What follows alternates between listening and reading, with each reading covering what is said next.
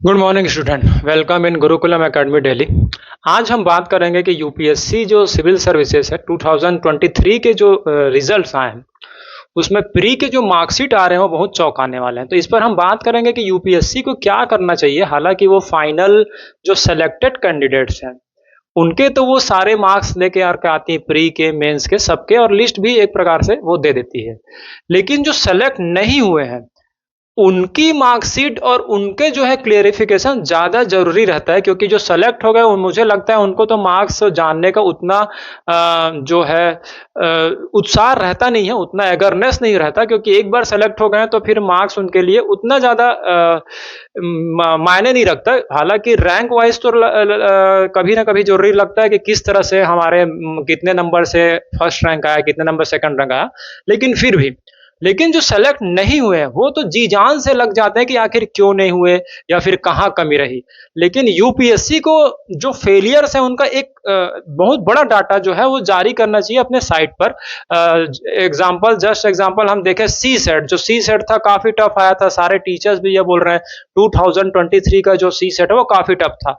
तो एक जो जितने भी ऐसे कैंडिडेट्स जो यहाँ पर जीएस में तो पास थे, ठीक है, लेकिन सी सेट क्वालिफाई नहीं कर पाए, ऐसे कैंडिडेट का पूरा लिस्ट उनको एक जारी करना चाहिए। उससे क्या होगा, उससे कैंडिडेट जो सी सेट को एकदम लाइटली ले रहे थे उनको पता चलेगा कि सी सेट को लाइटली नहीं लेना है। कुछ मार्कशीट देख सकते होंगे आप, वायरल काफी हो रहा है कि एक कैंडिडेट है उनका 145 जीएस में है, लेकिन सी सेट में 60.5 समथिंग था। मतलब जीएस में आप देख सकते हो इतना अच्छा जीएस उनका था, और सी सेट की वजह से उनका प्रीलिम्स रुक गया। मान लो उनका लास्ट अटेम्प्ट रहा होगा तो आप देख सकते हैं यहां पर उनका भविष्य खत्म हो गया। अब आप जानते हैं कि यूपीएससी देने वाला कुछ भी नहीं कर पाते आगे।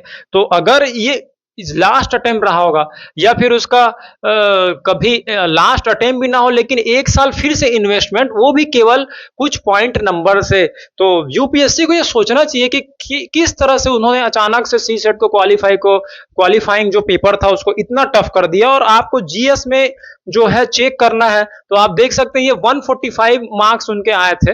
तो काफी यहाँ पर ट्रांसपेरेंसी नहीं हो पा रही है। हालांकि आप यूपीएससी है, आपसे कोई प्रश्न नहीं पूछेगा तो आप कुछ भी कर सकते हैं, हकदार है, लेकिन एक बार इंसानियत के नाते आप सोचिए, जो भी आप जो चेयर पर्सन है, क्योंकि आपका जो नॉलेज है और आपका जो पोस्ट है वो तो फिक्स हो चुका है, लेकिन जो कैंडिडेट्स यहाँ पर काफी स्ट्रगल कर रहे हैं उनके लिए देखिए पॉइंट समथिंग नंबर से बहुत सारे जो है संभावनाएं और बहुत सारे जो है मिस फॉर्चुनेट उनको बोल सकते हैं कि 1.1 से, क्योंकि जीएस में उनका 145 है और सी सेट में 60.5 समथिंग, इसकी वजह से वो मेंस नहीं जा पाए, और मेंस नहीं जा पाए मतलब वो इंटरव्यू नहीं जा पाए और फाइनल सिलेक्शन नहीं हो पाया। अब वो जाएंगे नेक्स्ट ईयर में। अब नेक्स्ट ईयर में जो अभी करंटली 2024 का प्री है, क्या पता प्री ही ना हो उनका, फिर से वो नेक्स्ट ईयर में चले जाएंगे। तो आप देख सकते हैं यूपीएससी के जो चेयर पर्सन है या जो भी पेपर सेटर है, कहीं ना कहीं अगर वीडियो जाती तो आपको एक देखना चाहिए, यूपीएससी एग्जाम आप ले रहे हैं लेकिन थोड़ा सा आपको सोचना होगा कि आप जो प्री है उसको प्री ही रहने दे, उसको मेंस और इंटरव्यू से टफ ना बना दे। और अगर इनका इस बार नहीं हो पाता है, क्योंकि कोई भरोसा नहीं, आप देखे होंगे सेलेक्टेड कैंडिडेट भी हैं, जैसे 2020 अगर 2 में सेलेक्ट हुए वो 3 का कई प्री भी नहीं निकाल पाए, एक सर ने बताया।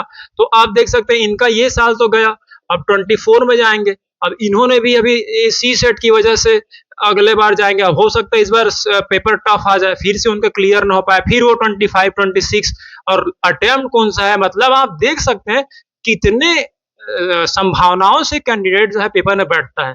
तो आपको जीएस हो चाहे सी सेट हो, उसके जो पेपर्स हैं उनको नॉर्मल रखना चाहिए, ना ज्यादा टफ हो ना ज्यादा इजी हो। और आप उस पोस्ट में इसीलिए हैं क्योंकि आपको इस तरह के एग्जाम्स लेना है। अब वो फीलिंग आपको समझनी होगी, आप ये नहीं कर सकते कि आपको कैंडिडेट्स कम लेने हैं तो आप कुछ भी खेल दें, ऐसा नहीं है। क्योंकि जो 10 लाख कैंडिडेट्स हैं वो हर लगभग 10 लाख फॉर्म अगर फिलअप कर रहे हैं तो कहीं ना कहीं कुछ ना कुछ तो तैयारी कर रहे हैं।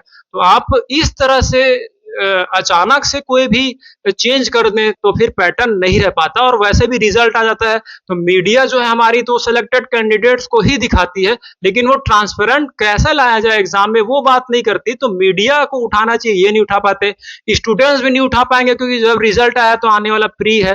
तो हमारी ये कोशिश है कि किसी तरीके से जो पेपर्स का लेवल है वो एक फिक्स रखा जाए। बाकी तैयारी तो करते रहिए और देखते रहिए Gurukulam academy Delhi. Thank you.